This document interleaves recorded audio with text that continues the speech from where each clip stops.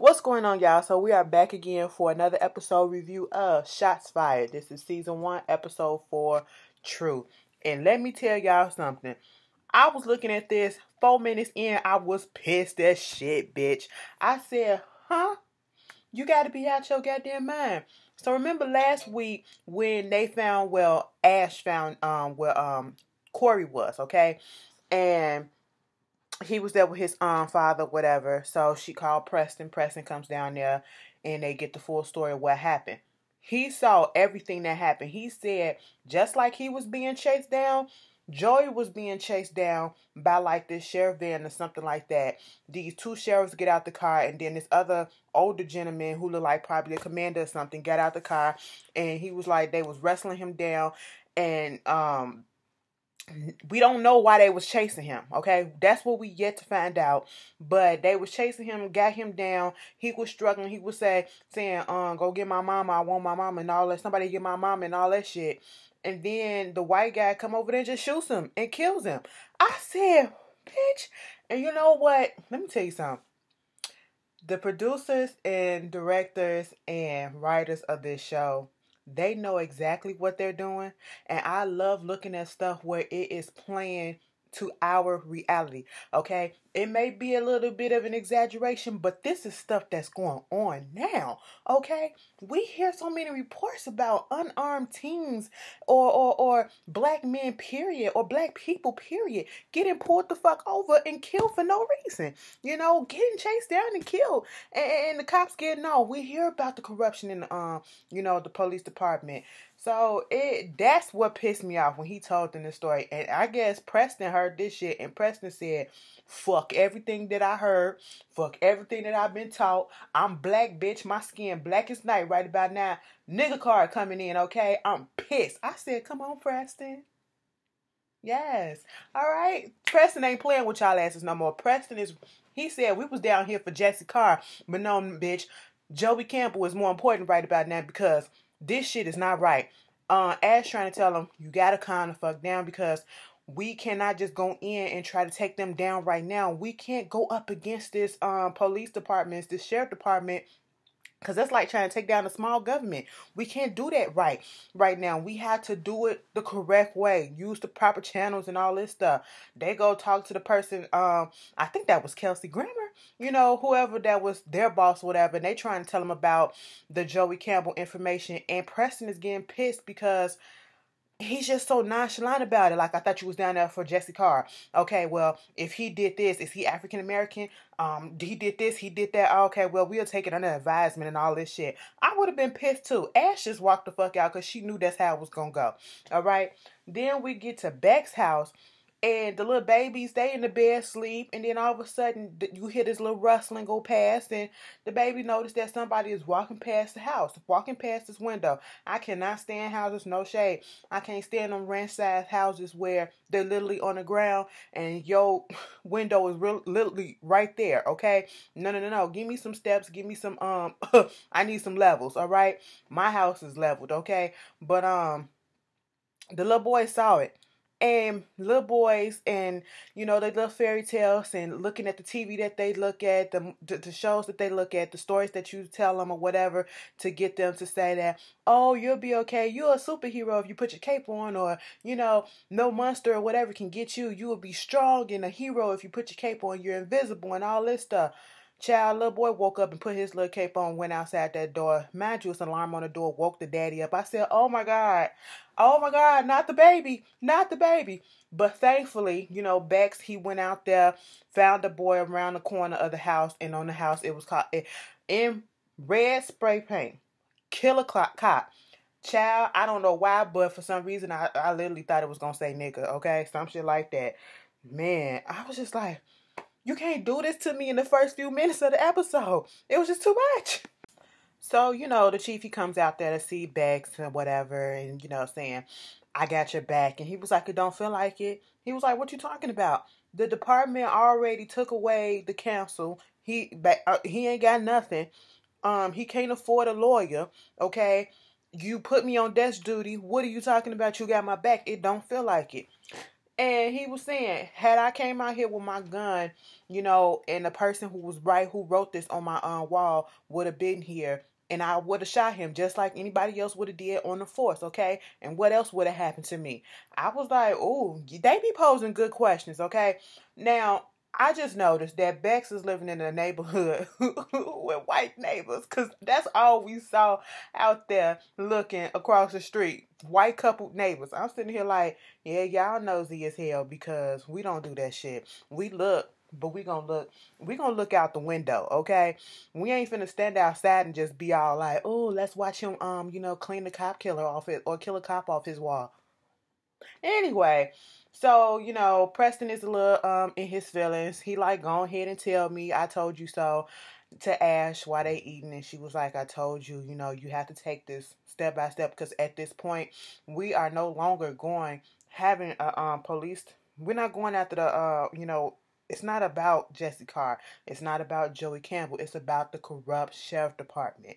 So at this point in time, they're trying to figure out, back on the Jesse Carr issue, if they sent him to the hood to get some drugs, why, or to get some barbecue, as punishment, why was there still drugs, marijuana in the glove department? So they had to go ahead and figure out who was the weed source on the campus. And then, Preston was to go down there and get the last 90 days worth of arrest records so that they can figure some stuff out. So Ash, she go to the damn thing, and we see at the university. I said that was a good ass system, the way that they had that shit too. I mean, selling the shit right there up in the goddamn library. Put the weed in the book. You come to this book, and this girl passed the book that had some money in it. And he would have got away with it, but he was a little obvious. Ash saw him or whatever, and she was like, "That was a nice little system." Do you know this fool tried to run? He took 2 spaces, pop, pop, and tripped over the goddamn thing in front of him and fell. I said, you slow bitch. Stop smoking that shit. Okay? It's slowing you the fuck down. All right? You're not supposed to get high off your own supply. Anyway, so, Ash is talking to him and asking him, like, I'm not about to arrest you for this stuff, but I just want to know about Jesse. Did he do drugs and all this stuff? He said, no, And for them to say that they sending him out there to the hoods for drugs, why would they send him out there to, get the weed out there when I got the best quality right here? I said, oops. And then Ash said, give me a 20 bag. I said, wait a minute. What you doing? You finna... Hey, I understand, sis. I mean, sometimes you just need a relief. But, because y'all under a lot of pressure. Preston, he goes up there, Bex's daddy come up there saying that, he gonna put the house up. The mama had passed away earlier. He gonna put the house up, and he was like, no, I don't need you to do that. He was like, you need representation. He said, no, I'll just get the public defender, okay? And that's not what his daddy wants. His daddy wants the best for him because that's his son. Bex said he had figured out himself. And as Bex is going in, Preston was coming out because he was in the office talking to the chief, telling him, I need the records, okay? And I don't want the digital form. I want the hard copy and all this shit. And he gonna tell him, what is this? Is this, you gonna have to wait a few days. He said, no, you can do it in an hour. He said, you're gonna have to learn how to get in line and how shit work. The way he said it, Preston caught on and said, what you want to tell me this like I'm a boy or some shit? Keep my ass in line? He said, bruh, get this shit, and you know what? Come with me. He took him on a ride along and pulled over this truck that had 3 hicks in it, no shade, Confederate flag and all, okay? And he told him to, pat him down, pat all of them down. Preston looking like, this ain't my job, what are you doing? Okay, he pat him down, and the whole time, we see the way that they're looking at Preston like this is a nigger. Okay, I don't want this nigga touching me. All right, especially the son when he got to the last one. He wouldn't even let him touch. He said, don't touch me. He don't touch me. And that's when the chief basically kneed his ass and told him to calm the fuck down. All right, and when all that shit was done, they was just eyeing him like, we gonna get your ass. I'm committing your face to memory and all that shit. And when they did all of that, he gonna say, that feeling that you felt, that tightness in your chest, that anger and all that stuff, that fear a little bit, that's what the officers feels every time when they go out and try to police people that they know hate them. And it was like, maybe you went out here killing folks unjustly, people wouldn't hate you. He was like, is that your personal, professional opinion? whichever one it is, you need to control it, okay? He said, bitch, is that your personal, professional opinion? I said, get his ass, okay? You know, they just going tit for tat. And early in the episode, you saw when Preston was going down there to the hotel to see where Lil Corey was, you saw 3 black boys at night getting pulled over. And they don't even look like they was doing anything. You know, they look like they probably was coming from school or going back to the dorms or some shit. Child, it's a lot. I'm getting mad. I'm already pissed. I'm getting mad because, oh my God, they are playing up on so many freaking stereotypes and so much stuff that I've heard in news and everything. They had a town hall meeting with, Governor Eamon, okay? And shout out to Edwina, okay? I see you out here working and shit. If y'all don't know, that's Kelly from If Loving You Is Wrong. She played Kevin Hart's wife on Get Hard in the movie. I said, all right, come on, report to get your reporter tees on. All right, she down there, asking the questions. And then the governor, she talking about how before that we see Joey's mama and his brother, his younger brother, come into the thing. And she was like, just say what we worked on, okay? You'll be fine. So he's sitting there throughout the whole time. And he's looking at the wall at this school. And the wall is filled with nothing but white kids. And I guess this is the school that he was supposed to be transferring to because, Westgate, his school is about to be closed down. And according to the governor, it's because of lack of, they're losing their accreditation. And, she said, I want to give thanks to Pastor Janae for bringing this to my attention, and also a young boy who will be speaking to us tonight. I said, oh, okay, so you're going to put him on the spot. You're literally using him as a political ploy, if you ask me, okay? All of this stuff is for politics. They don't really mean the shit that they're saying, okay? Now, it's the same shit that's going on out here in Chicago. The school system is so fucked up right about now, and it's like they don't care to send the money that these kids need to get the proper education, okay? Just like them people said in their audience, you got 30 to 40 kids up in the classroom at once. How they teaching? How are they learning? They're not getting the proper education that they need. Okay, I can go on and on, but I ain't finna do that. That ain't the video. But basically what the governor said is because that school is closing down, they about to have some of them come over there to to that school. Child, why she say all of that and get them white people riled up and mad, bitch? They was all here for her to be there, right? They was like this, yes, governor. And then they was like, when she said, so we're gonna do like probably the busing and bust them here, bitch. What? You gonna bust them niggas from the housing? Okay, girl, they start getting up talking and saying, I'm not really here for, them coming and bringing all their shit over here to our school. And then this one man had to stand up and he was like, listen, okay, you got these crowded classrooms and you got these kids, how they supposed to, teach and how they supposed to learn, and you can't play on stereotypes. You can't judge a person just because of their surroundings and all this stuff. What you're doing is being racist and wrong and stereotypical. I said, speak up, white man. Then this white lady, she said, bitch, telling us what we can do and not acknowledging the fact of the matter that is real, that's racist. I said, bitch, you better slow the fuck up, okay? Because I've heard the same exact argument, and I'm sitting here like, oh my God, I'm in the Twilight Zone. This is like deja vu. When you see town hall meetings, it goes just like that. They are scared. Because she said, okay, you want to bring these kids from the houses. Now we going to have to get metal detector. Okay. They have a whole bunch of violence. That's the reason why the school is closing down and all this shit. I said, what? It was like, this is the place where that game banger drug dealer passed away, got killed at. I said, no, you won't. Label that boy a drug dealer with his mother sitting right there in that goddamn audience. The lack of fucking respect. I said, Jesus, the dead don't get shit, especially if you're black. Man, don't make no goddamn sense. That little boy was standing up there about to get ready to give his little comment, and he said, fuck this shit, and walked the hell out. I said I would have did the same thing. That white man had to say, you can't tell just because a person is coming from a certain area that they all labeled as gangsters and shit. I said, come through. Come through. And that white lady said, well, governor, since you want to do all this and be all for this shit, you got kids, like you said, let your daughter go to a school out there where the house is at, and we'll see how it is, and then you can bring them little bastards out here. I said, somebody get her and sit her ass down, okay? Because she doing too much. So, what's her name? Ash and Preston, she had him out there. At first, the way that they met up, it was so sneaky. Like, I said, oh my God, what's going to happen? But no, they going through, trying to play out the whole scenario of why, Jesse came to the hood. The whole scenario, what Jesse probably was thinking when he got pulled over. And, after the stuff that happened with the frat being beat up by the black RA and all that stuff. And, I like the way that they tried to put themselves in the position and, try to pinpoint what's going on. They come to find out that, Breland, is that Bill Compton? Okay, Detective Breland, he was the one who, was first on the scene with the Jesse Carr murder and found the so-called weed up in his glove department. He was also the first on the scene for the Joey Campbell murder.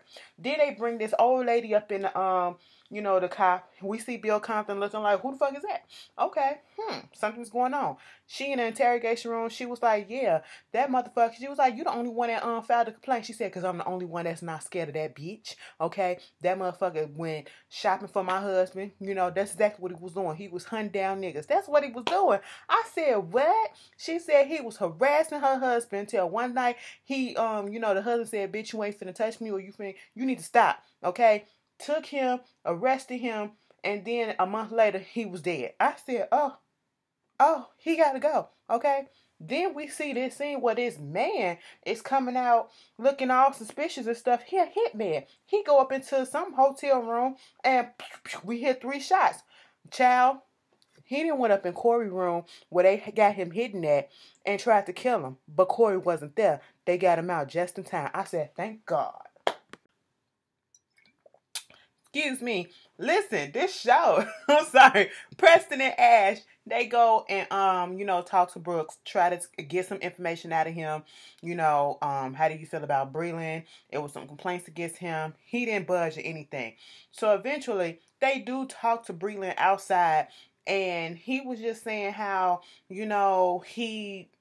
you trying to pin stuff on me from what you heard. You don't even know the truth. And he gives this little side story about how, his daddy left him and then his mama want to come back and tell him that he should go to be with him because he was sick with cancer. Then he died. He goes to the funeral and he can think about all the, bad things that he done to the family. But you got all these people that saying how much of a good man he was and all this stuff.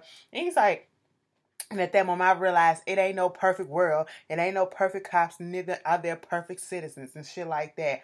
I said, what? So you just don't give a fuck, okay? You don't give a fuck. He's here for racial profiling. He said racial profiling benefits blacks and whites. What? Squeeze me? Girl, come again. I said, what the fuck? And, he get all huff and puff because he know that they onto him, okay? Because they called him out on him being conveniently at these places of, these crime scenes, these highly out there in the news crime scene. Bitch, look at my shoulders. Anyway, and so he gets in his feelings. He was like, you know what? Y'all need to, one of y'all out here trying to make a name for yourself. One of y'all out here trying to chase demons and shit like that. What y'all both need to do is take y'all asses back down to Washington, D.C. and, chase down some crooked politician or whatever. Because y'all ain't welcome here and you never will be. I said, bitch, don't nobody want to be up in this small ass town. You act like we really trying to come down here and find a spot and vacation, bitch. No. Child, please. Anyway, the governor, she's sitting with old boy, Cox, who got the prison that's finna come up. Do you really know that the whole time I'm looking at this particular scene, she's going to get money to fund the school, $3 million, and she's getting it from their financial firm or whatever. But they had a deal. He's going to help her get reelected or whatever, and he's just doing the numbers and saying, you cool with the blacks and these, rich white folks, but, the blue collar whites, they not really here for you. So he gonna help her on that. And then in turn for that, he said, we're going to supply over 400 some jobs at this new prison. Okay. But I also want to take it from 85% to 88%, meaning he want 3% more arrests than what they agreed on. So I'm sitting here like, because it'll bring in more money. $30,000 per inmate, $30,000 per person and all that stuff. I said, Bitch, I am so glad that I watched Ava DuVernay's documentary on Netflix called The 13, because everything that he is saying, it was said and pointed out step by step how the prison system is nothing but a big fucking moneymaker for these rich folks. I ain't gonna say just white, because there's blacks up in there too, and other minorities and other colors and races and ethnicities who, make money off of unjustly, or, arresting folks and giving them these high prison sentences and everything like that. I'm sitting here like, the fuck what? Y'all will not play on my emotions like this. This is crazy. So, Sean is about to get ready to go to the new school, and he having a fit. Man, I don't want to go. I'm not trying to go. I don't want to be there. Them white folks don't want us there. You want me to be there having no friends, nobody to talk to, none of this. She was like, the mama just broke down and cried like, I don't want you to end up like your brother. And that scene just touched me so much. And she just kept on apologizing. I'm sorry, I'm sorry, I'm sorry. So he gets on the bus and he goes to the school, and I understand the worry and the dread that he felt going into a new environment after being at this place where it's the parents who are saying that they don't want their kids around this element, okay? And he had this, seeing the difference from where he lives at and where their school is at, with the big houses and manicure lawns, and it just look all good and stuff. And they get off the bus and everybody's nervous. And then you see the other kids that's already at the school just looking at them like, oh, black people. I've never seen those before in real life, this boy comes up with a box and drops it down, and I'm thinking, oh no, you're not gonna start no shit. No, he said, here's a Bulldog t-shirt. What's up? My name is so-and-so. My name is Dale. He was like, yo, my name is Sean. All right, come on. You want to help me, pass these out? I said, look at this. It's the parents. The kids don't be... We can go on and on about that stuff. But, why the governor? So, her little assistant was telling her about how the town hall went, and was like, you need to go with your gut. You know how you feel about... you don't really want this prison system up. You feel as though if you have more education, better school, it would be less arrest. You need to talk to Cox and speak your mind. So she gets on the phone. Child, while she was at home with her family, and her daughter was like, I mean, the town hall was cool, but I agree with that lady said. I said, girl, you would. She said, you can't be up in here telling other people what they need to do with their kids and where they should send their kids and what's best for them, and you won't let me go have be in school over there where they live at. She was like, no, you're not going over there. Oh, because it's black people over there? Because, she was like, no, it's because it's because you think the people are bad or something like that. She was like, the people aren't bad, it's the environment. She said the environment is made up of the people. I said, come on, little white girl, go through. Okay, she read her mother. She was like, you can't tell somebody that they should allow certain people to come into their standards and space or whatever, when you got me standing in a boarding school that's $30,000 a year. I said, out of the mouth of fucking babes, bitch. I was like, I don't know if I should be offended for her or I should applaud the girl, because she kind of read her. Now, with Preston and Ash, the weed that they took from Brady, Ash took from Brady, she was trying to test it and see if it's the same weed that's getting, sold in the houses. Kind of found out it's over 600 strands of it, but it's not the same that came from, the houses. The weed that came from Jesse's car is not the weed that came from Brady. And Brady is the guy that was selling it on campus. It's not his weed. And what they do have in connection is that the weed from Jesse's car and the weed that was supposed to be found on Joey in his house, they're the same. Now, either Joey and Jesse knew each other, or Breland planted that shit from Joey's crime scene, or on both of them. That's what I'm going to say. Breland did that shit, bitch. He ain't to be trusted. Ash and Preston once again take this stuff that they learned today higher up, and he finally gives them the okay. We're about to, look into Joey Campbell's murder. I want to know who murdered him. I was like, yes, there it is.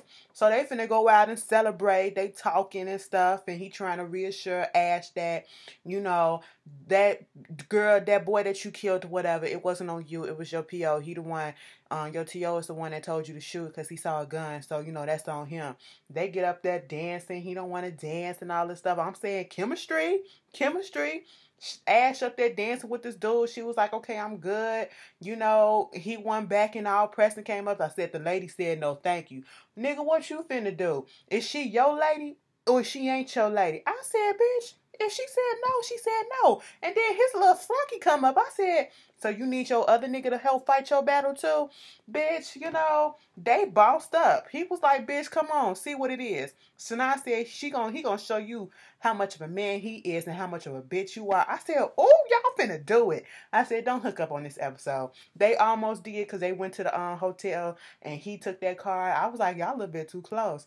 Go ahead and wax that out. He gonna that shit up by the end. All this as aggression and, you know, they angry at this shit. I can see it. I can just see it popping off. You know, he forgot all about the white girl, the assistant, because the blackness just came back like, bitch, I'm pissed, okay? I need a sister right now to take care of me. But anyway, at the end of the episode, we see Breland. He's all up in Ash foul. I said, oh, Lord, it's about to be some shit. And the Paquin. Come get your man.